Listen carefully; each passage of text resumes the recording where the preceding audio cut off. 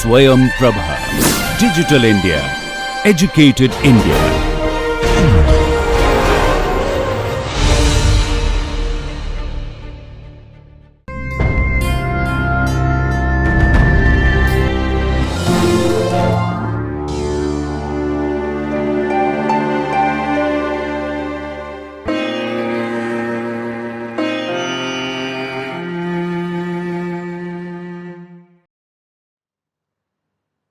Welcome, dear learners. You are watching a video for the subject of education, for the course of Bachelor's in Education, for the paper of Conceptual Foundations of Education. And here we are going to have a discussion on philosophical basis of education. And in this lecture, we are going to discuss about pragmatism and its related aspects to education. This video has been recorded by Dr. Iram Khan. The course coordinator and the presenter for this video is Dr. Iram Khan from Jamia Millia Islamia, New Delhi. The academic expert or the reviewer for this video is Professor Nasreen Mujib from Aligarh Muslim University, Aligarh.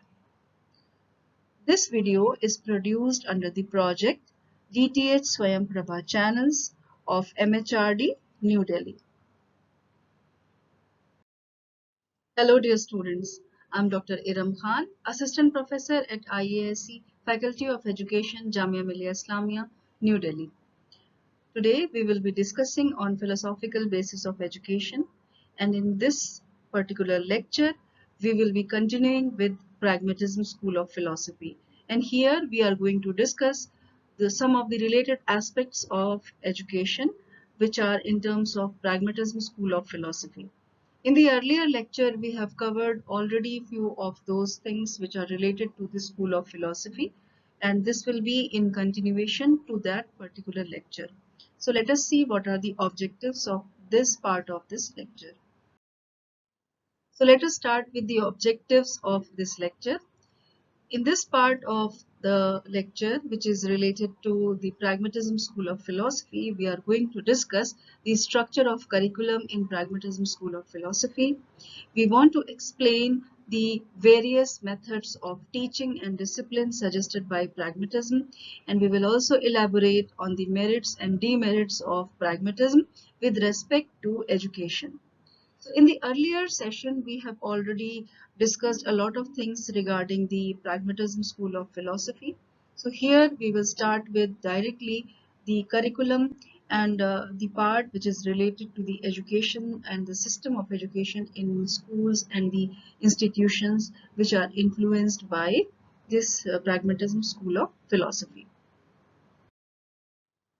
Now let us see the Pragmatism School of Philosophy and what exactly it talks about the curriculum. Whenever we talk about the curriculum, there are few basic principles or things which we have to talk about once we design a curriculum in terms of keeping in mind the Pragmatism School of Philosophy. The first principle is the principle of utility. So this first principle of pragmatic curriculum is the principle of utility, which says that only those subjects or activities and experiences should be included in the curriculum which are useful to the present needs of the child and also meet the future expectations of this child once this child grows into an adult. What exactly is going to help him or her out to make a successful life once this child grows up. So as such, language, physical well-being, physical training, then social sciences like geography, history, then science, agriculture, home science, and even all those subjects which are activity based are included in the pragmatism influenced curriculum. So the principle of utility emphasizes the provision of vocational and technical education also. The main purpose is to aid and benefit the child more and more in the development in all these fields of human activity. The purpose is also to make this child very much able to earn his or her living in future. Then the next principle is the principle of interest. According to this principle of the pragmatic curriculum, uh, basically the natural interest is also given a lot of emphasis. According to this principle, only those activities and experiences where the child takes interest should be included in the curriculum. John Dewey says that these interests are of four varieties. He says the first variety is interest in conversation. The second one is interest in investigation. The third thing which John Dewey is mentioning is interest of interests in the interest in construction, basically the interest in construction. And the fourth point which he says is interest in creative expression. So the first one, interest in conversation, interest in investigation, interest in construction, and interest in creative expression. So keeping all these varieties of interest in view, at the primary stage, the curriculum should include reading, writing, counting, different art and craft works, natural sciences, and other practical work of simple nature. Then the next principle talks about what exactly it is. It is the principle of experience. So this third principle of pragmatic curriculum is the child's activity, vocation, and experience. All these three should be closely integrated, and in other words, we can say that pragmatism condenses the principle of cramming and emphasizes the importance of practical work and a lot of experiences. Gaining experiences has been given a lot of importance in pragmatism.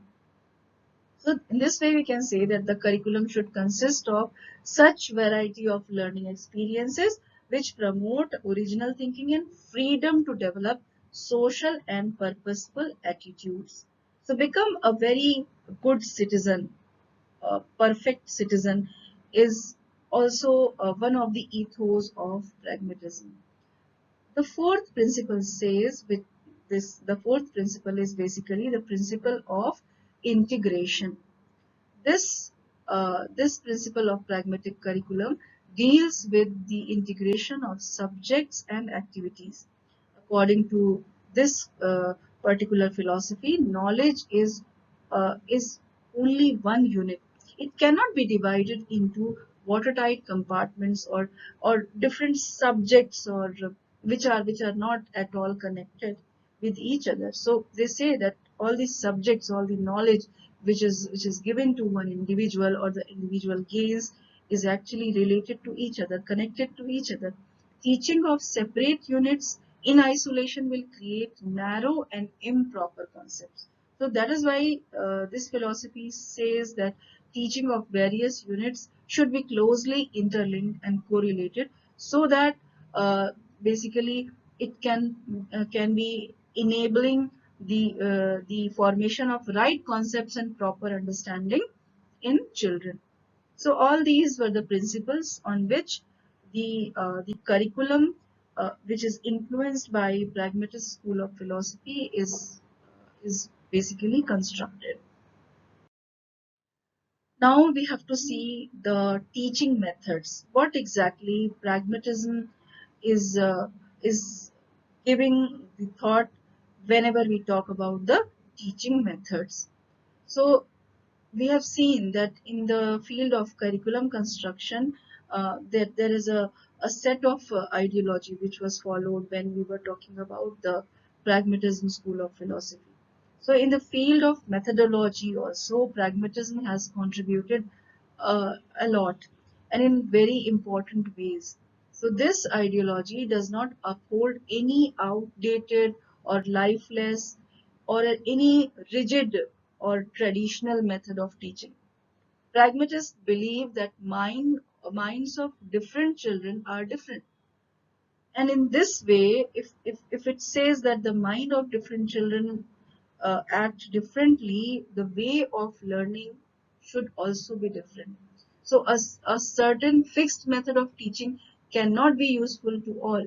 So for the purpose of developing children on these sound lines, both the child and the teacher should together think and formulate the necessary and useful method of teaching, which is related to the interest of the child, and it should involve the practical work, activities, and productive experiences. With with this purpose, pragmatists have actually laid down few principles which are related to the teaching methods. The first principle says that which is basically the principle of purposive process of learning. What exactly this principle says? The purposive process of learning.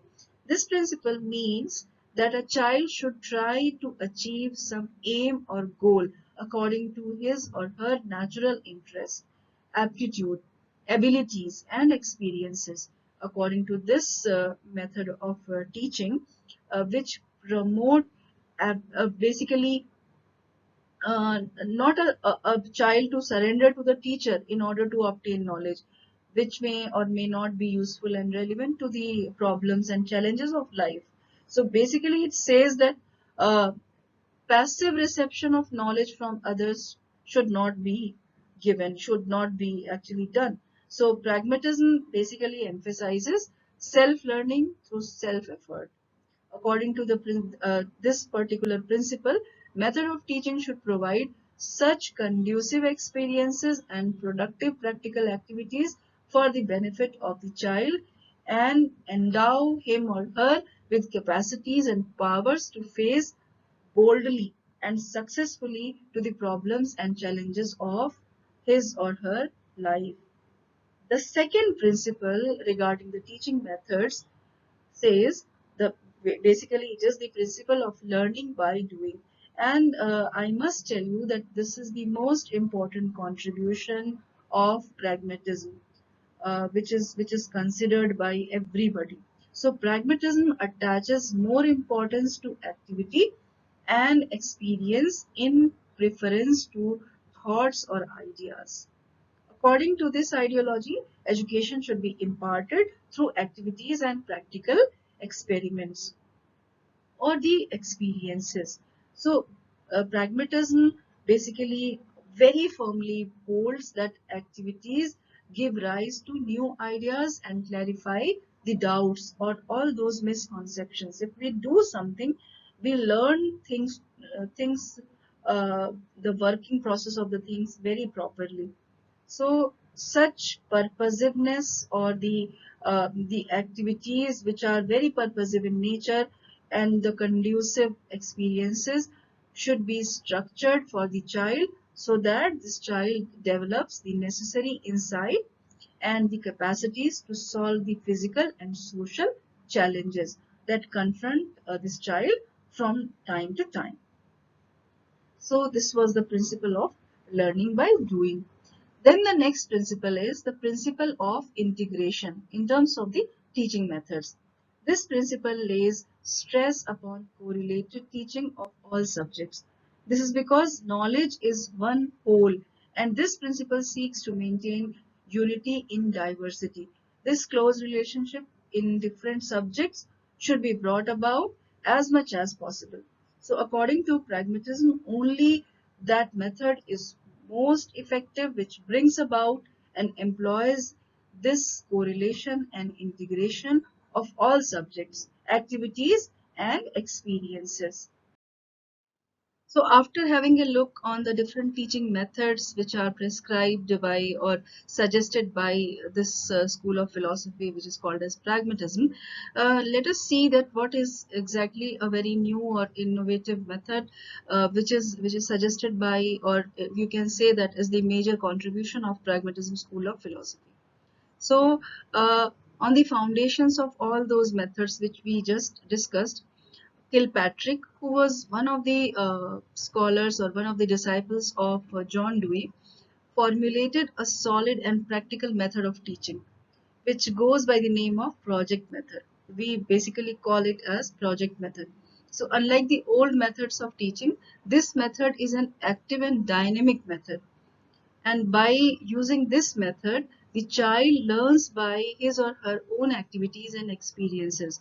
The teacher only guides and suggests whatever and whenever there is a necessity for or there is a requirement for help. So things are being done, executed by the child on his or her own. So the teacher's task is only to create such situations wherein each child is able to identify his or her own problem. So once the problem is identified, each child is free to experiment and gain self experiences of actually making a plan in which way this problem is to be solved, or the child is going to undertake the problem solving process. So all children work in groups in close cooperation to solve the problem, aiding and coordinating their efforts and activities. And when the problem is solved, children develop new insights and create new values for their gradual progress and development. So this is something which is um, very much contributing towards the development of self-confidence and teaching towards gaining experiences, and on the basis of all these experiences gaining more and more knowledge. So this project method is one of the most important contribution of the pragmatism school of philosophy.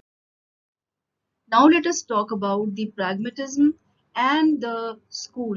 How the system of schooling or a visualization of an institution called school is there in this pragmatism school of philosophy. So pragmatists regard school as a social institution where the child gains real experiences of actual life, which develop in him or her the social sense and a sense of duty towards society and the nation at the wider respect. So John Dewey maintains that school is a miniature society. It's basically something which is very much regarded as an important aspect of this philosophy, where John Dewey regards school as a miniature society. And in this miniature society, a child gets real experiences to act and behave according to his or her own interest, aptitudes, and capacities.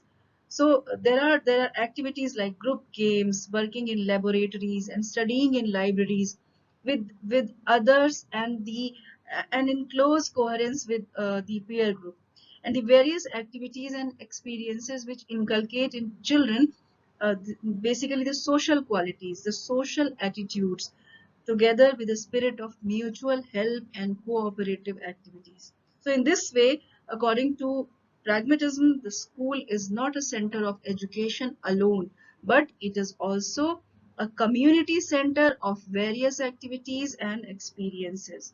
And John Dewey is actually making a quote. Basically, he is giving his expression in this way, which is related to school. He says that school should be the true representative of society. So, in the words of John Dewey, school should be the true representative of society. And this is something which actually expresses that what exactly he feels about the notion of school, where the child is free to express the the child is actually very much inclined towards doing activities which are going to make him a proper citizen, a good citizen for his future life or her future life. So this is basically the notion of school in this school of philosophy. The next point is the visualization or the imagination of teacher in this school of philosophy of pragmatism. So according to pragmatism, the teacher works as a friend, a philosopher, and guide to the children. And as such, this teacher needs two qualities, which are or which can be the capacity to come into close contact of children to know their interests, and the second quality should be full understanding regarding the conditions and situations of changing society. So according to the pragmatism ideology, the teacher is expected to put before the children such problems corresponding to their interest that they get busy in solving, and after getting busy in this in solving the problem, they can gain more and more knowledge, which will be inculcated by their own efforts. So at the same time, the teacher should also create such situations that all children are able to develop social interest, attitudes, and habits for the welfare of whole society, of which they are integral parts. So in this way, this philosophy visualizes the role of teacher, which is very much a friend, a philosopher, and a guide for the children. The next point which I wish to discuss is the role of discipline, or the visualization of discipline in this school of philosophy, or the school of philosophy of pragmatism. So basically, pragmatism condemns the enforced discipline, and it advocates social discipline based on child's interests. So basically, those activities which this child does and the sense of social responsibility, this philosophy says that it should be inculcated on its own. It should not be forced from somewhere else. So according to John Dewey, discipline is a sort of mental state in the formation of which social conditions play a major role. So all these factors are involved in the project method, where there was a sort of social discipline which was enforcing, which was inclining the children towards completing the project. So pragmatism advocates the merging of play with work. This merging of play and work will develop interest and a sense of purpose in the child to do his or her own work with joy and eagerness without interfering with the work of others. So here this particular philosophy is also in actually showing us the way how to work in an independent way without coming in the way of others, and actually getting us ourselves developed. Alongside, we should also participate in the development of others. So this mental condition will infuse in the child's seriousness. Basically, the child will become serious, sincere, and he or she will become considerate for others. So this child will develop self-confidence, self-reliance, cooperation, sympathy, and fellow feeling for others. So this peer group learning and the idea of fellow feeling is something which will be developed, and it is going to take them ahead in their lives. So with the development of these social qualities, the child will develop a sense of social discipline and moral obligation towards self and others. So here it is very important. Moral obligation towards himself or herself, and even towards others. So we can say that according to pragmatism, the school should provide purposeful and conducive experiences to the child in a free and congenial atmosphere, so that this child develops a sense of social responsibility and he or she becomes a true citizen in the real sense of the term. So it should not be a pseudo citizen, it should be a real citizen who is actually having the in like who should be enshrining all those abilities, all those capabilities, the sincerity, the seriousness, and he or she should be considerate about others also. So this is the notion of discipline when we talk about this philosophy of pragmatism. So as we have seen that since pragmatists are concerned with teaching children how to solve problems, they should select real life situations with basically the encouragement of solving the problems, or the problem solving ability among the children. So for a problem to be solved correctly, the learner, with the help of teacher's guidance, needs to establish a, basically a correct procedural sequence to solve a particular problem. So a pragmatist teacher needs to be patient, friendly, enthusiastic, and cooperative. So although we can see that the coercion of all these forces or this particular ability or abilities in the students to achieve immediate results is not the focus. Basically, the pragmatists focus on the present as well as the future. So they say that it should be the curriculum should be flexible, the teaching methodology should be flexible, and the entire system, the schooling process should also be flexible, and it should lead the child towards the towards becoming a problem solver of the future. So the teacher's control of the learning situation is ideally indirect rather than direct.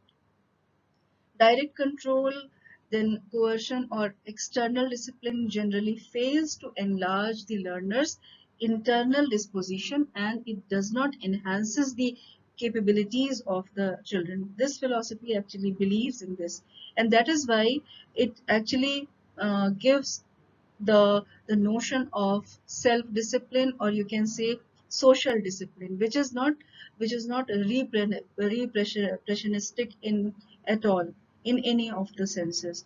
So it aims towards creating a self corrected person who who himself or herself is a problem solver. So this was a few of the facts related to the pragmatist school of philosophy in terms of the different aspects of education. Now let us see few of the merits of pragmatism, because everything, if there is a philosophy, or if there is a thing, then there are certain merits and there are certain demerits. So first let us see the merits of pragmatism. The first merit which I would like to mention can be the construction of the project method, which is a very important contribution. So in the field of methods of teaching, pragmatism has given birth to project method. Through this method, a child actually indulges in various creative activities, and the child is able to solve many problems which cater to this child's natural progress and development. So this is one of the foremost merits of pragmatism. The next merit which I would like to talk about is the importance which is given to the child in this school of philosophy, and it opposes to the bookish knowledge and formal education. Pragmatism lays great stress upon the development of child's individuality by his or her own efforts. This makes the education very much child-centered. Then the next merit can be the emphasis which is given on activity. So instead of ideas, pragmatism emphasizes upon activity. So this principle actually, this basic principle which has come out as a product of pragmatism is the learning by doing.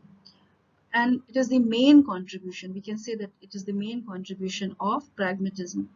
Then the next merit can be considered as the faith in applied life. Pragmatism emphasizes the practical life of child. So we can say that pragmatic education prepares the child for future or the future life in a very effective manner. The next merit is social and democratic education. It gives a lot of emphasis on social development or social education and democratic education.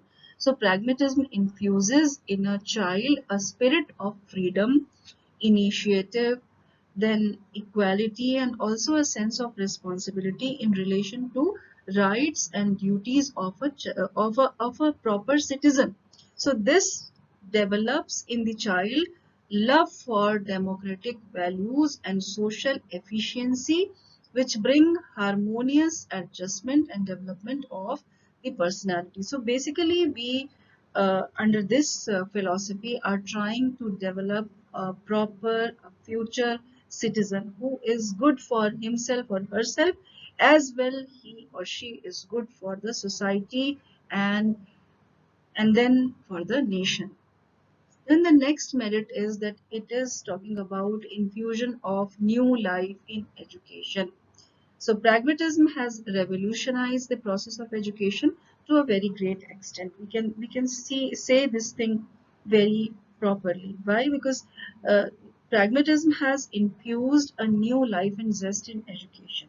The concept of new education or the progressive education, or in wider sense the activity centered or activity based curriculum, uh, is again the very important contributions of pragmatism, because these set of ideas related to the curriculum development, which is very much activity centered, have changed the face of education and can be considered as the most important contributions of pragmatism. Then the next merit, if we want to discuss, is the progressive and optimistic attitude. As we have seen that pragmatism is talking about change. So change means that they are very much open for actually imbibing all those things which are new in nature. So pragmatic attitude is optimistic and progressive. And we can say that pragmatism emphasizes the qualities of freedom, initiative, expression, then conducive experiences, then congenial environment, purposeful creativity, and development of human values for the welfare of the entire humankind. So these are few of those merits, uh, and on the basis of all these merits, we consider that pragmatism has a very important role to play whenever we talk about the different philosophies who have got a very impactful nature in education. So these were the merits. So after discussing the different merits, let us see few of the demerits of the pragmatism school of philosophy. The first demerit which I wish to mention is the opposition to eternal truths. So pragmatism, as we have seen, that is opposed to the predetermined truths. And according to pragmatism, truth changes according to a change in circumstances, times, and places, and is created by the consequences of our actions and experiences. Different scholars and different pragmatists hold that if the result of an activity are satisfying, then it is true, otherwise not. And this view of pragmatists regarding truth is actually not acceptable to idealists. So because we have seen that in case of idealism, truth is truth. It should not be regarded as untrue if it is not uh, good for us or good for anybody. So whatever is there is there. So truth is truth in terms of idealism. So uh, this is something which is considered as one of the demerits. The second demerit can be the opposition of predetermined ideas and values.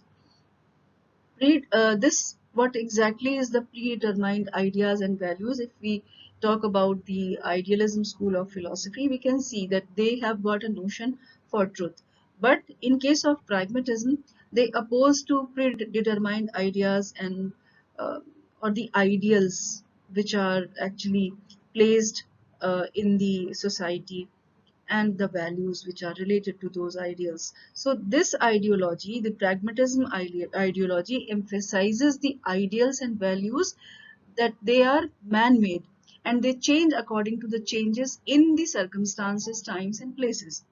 But uh, as we can see that all noble things have entered into this human world by the efforts of those great persons who were inspired by the great ideals. And then we have seen in case of idealism, the central body or central notion was truth, beauty, and goodness. And these ideas are not man-made, so they are eternal and absolute and have been guiding the efforts of human beings to develop more and more since the wake of the society or human civilization. So basically this philosophy is against all these ideals. So this is one of the demerit which we can consider here as the part of the demerits of pragmatism. Then the next point for discussion is that no predetermined aims of education are actually taken here in this school of philosophy or by this school of philosophy. So according to pragmatism, there are no or there should not be the predetermined aims of life. And with life, they actually want to talk about the education. So there are no set and predetermined aims of education as well. So in the absence of these definite aims of education, all the educational plans and efforts may go hayway. They will be not focused, and they will not be working in order to make the society a valuable place to stay. So this is again considered as one of the demerits. The next demerit is the negation of spiritual values. Actually, there is no any place for spiritual values in this philosophy of pragmatism. So pragmatists basically deny the existence of spiritual values. They attach greater importance to material welfare of this world. So negligence of the spiritual values is, at times, it actually proves to be a very a kind of blunder thing, because the morals, the values, they actually create a human being different from other animals. So without developing spiritual values, achieving the human welfare, then the internal peace in the society, and the satisfaction of this human being is basically very difficult. So this is again one of the demerits of the pragmatism school of philosophy. The other demerit, or the next demerit, can be that it opposes to the intellectuality. This philosophy is in opposition to intellectuality. So pragmatists believe that a man's or the human being's intelligence is actually subservient to his or her innate tendencies. This makes him or her only an animal. So basically, as a matter of fact, it is the intelligence which reforms or molds and sublimates the basic raw tendencies into human qualities. Intelligence is not the slave but the master of basic tendencies of the individual. What does all these words mean? Basically, they say that it is not only the experiences or only those ideas which are coming out of doing all those activities. There are certain things, there are certain values which actually are there, which are actually manifested, as well as they are taken ahead once a person leads his or her life. But pragmatist school of philosophy is not accepting this particular fact, that there are things, there are qualities which are already there in the human being, and these qualities are manifested throughout the life. So this is again one of the demerits. The next demerit is the negation of the post, or the negation of the past. Basically, this pragmatism philosophy emphasizes only the present and the future, and it neglects the past, whatever has happened earlier. So as a matter of fact, the past is equally important as the present and the future. We can't neglect our past, because the past things, whatever we have done in our past, actually it regulates our present and the future. But this philosophy is in total it is not considering the past at all. So the reason of this fact is that the root of present lies in the past. So without the knowledge of past, one cannot understand the present, and without knowing the present very thoroughly, nothing can be predicted for the future. But basically, this philosophy denies in all those factual deliberations, factual things. So this is considered as the demerit. The next demerit is the difficulty in the construction of curriculum.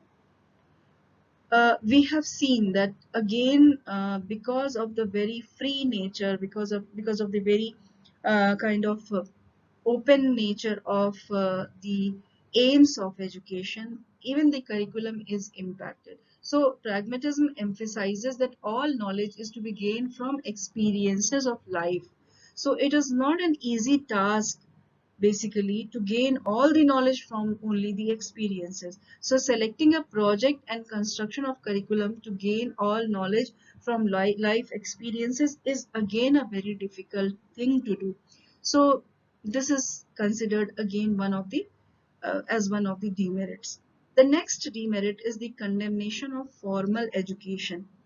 Basically, the pragmatism school condemns the formal education system. Pragmatism basically advocates that all knowledge should be acquired through direct personal experiences. And knowledge is so vast, and the span of life is so short. So it is quite impossible to receive all knowledge through the direct experiences. So that is why we can say that this is something with where we can say that if there is some sort of formal education, then the acquisition of knowledge will be easier. So acquiring all knowledge needs personal experiences and formal education both. If we are in uh, actually agreeing on this point, then the system of education will become much more effective. But this philosophy is in total uh, negligence. It is not accepting this idea of the formal education. The next demerit is opposition of monism, because this philosophy is based on the ideal or the principle of pluralism, which we have discussed. So in case of idealism and naturalism, uh, we have seen that there was the idea of monism. But in case of pragmatism, it does not accept the truth of monism. So according to this ideology, truths are many, and that is why this philosophy, that school of philosophy of pragmatism, believes in pluralism, which is actually not proper. So this is considered as one of the demerits by many. Then pragmatism is a method only. This is again one of the demerits.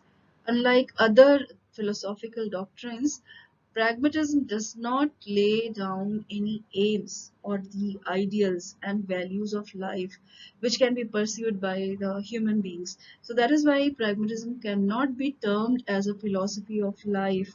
William James has actually himself admitted this fact in many of his writings, that pragmatism is not a philosophy of life but only a method of education and the growth and development. So, in his own words, in the words of William James, he says that there is absolutely nothing new in the pragmatic method. It is just empirical attitude. It has no dogmas and no doctrines, uh, save its methods. Basically, to save this method, there are no written or you can say the proper doctrines or proper central dogmas. So that is why people consider pragmatism at times, it is not considered as a philosophy, but it is considered just like a method of leading the life or way of life. So these were the demerits which were related to the pragmatist school of philosophy. So we have discussed a lot related to these demerits and merits and related things which are making the entire construct of pragmatism. And we can clearly and very properly lay down the fact that in the field of creativity, then dynamic activity, conducive experiments, experiences, and human development, pragmatism has given a lot of contribution. This pragmatism philosophy has got a lot of contributions. It has contributed tremendously and has revolutionized the whole concept of education.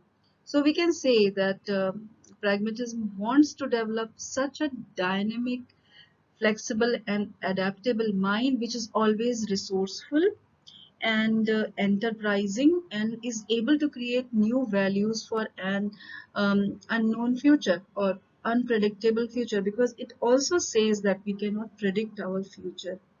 So in this way, the ideology has given a new direction and a new purpose to all the educational activities and the programs. And basically, it advocates the inculcation of those essential qualities and devotions to values which prepare an individual to face successfully all the present and future problems and challenges of life, uh, whenever and or whichever is coming in the way. The changing social and physical milieu confronts this person on the path of progress and development. Whenever this happens, the activities, the experiences actually lead this person to go ahead in life. So we can say in this way that pragmatism is an attitude and a way of living which basically opposes the old doctrines of idealism and even naturalism. It inspires the individual to look ahead and create new values for an unknown future, so that this the present can uh, lead very properly to a better future, which can be a happier one and also a richer one, because this philosophy also is willing to make a person wealthy in terms of happiness and as well as the physical wealth. So in words of Rusk, we can make a proper a kind of explanation or a conclusion that it is merely a stage in the development of new idealism that will do full justice to reality, reconcile the practical and spiritual values, and result in a culture which is the flower of efficiency. So these are the words of Rusk when he talked about the pragmatism school of philosophy. So with all these words, now we have come to the last part or the summary of this lecture, and just have a quick recap. We have seen the pragmatism school of philosophy, which is a practical philosophy. It contributes a lot to the field of education. And according to the pragmatists, there are no fixed or absolute values. Values are created by human beings. Curriculum of the school must not exist apart from the social context. It makes activity as the basis of all, like basically all the teachings, and it actually prefers self-learning in the context of cooperative activity. And for the pragmatist, the teaching learning process is the social process where sharing of experience between the teacher and the taught takes place. So and we have also emphasized and seen very in details, we have seen that what are the principles of curriculum. Once we are seeing the curriculum which is influenced by pragmatism, we have seen that there are three principles which are the guiding force behind creation of the curriculum, which are the principle of utility, principle of interest, principle of experiences, and the principle of integration. And we have also seen the methods of teaching, which are given a lot of emphasis in the pragmatism school of philosophy. And we have seen that the project method, which is the outcome of this philosophy, is the major contribution which acts in a very positive way. uh, the teacher's role in this school of philosophy is basically of a friend, a philosopher, and a guide. And this school of philosophy considers school as a miniature society. Then we have also seen few of those merits and also the demerits which are related to the pragmatic school of philosophy. So I hope that all these points are now sufficient to cover whenever we are going to talk about pragmatism and the related terminologies, the related aspects of pragmatism in terms of education. So these are the references and the suggested links which were considered, which were actually used while preparation of the lecture. So with these words, I will like to take leave from you all, and we will see each other in another lecture. Thank you so much. See you next time. Thank you. Dear students, you are watching a video on philosophical basis of education, and in this lecture we discussed pragmatism and its related aspects of education. This video lecture was recorded by faculty at home during the national lockdown period for COVID-19 pandemic using minimal technical resources. Technical errors, if any, are unintentional and may please be ignored. For any queries with regard to this lecture or broadcast, kindly send your email to techsupport@dth.ac.in. Thank you so much.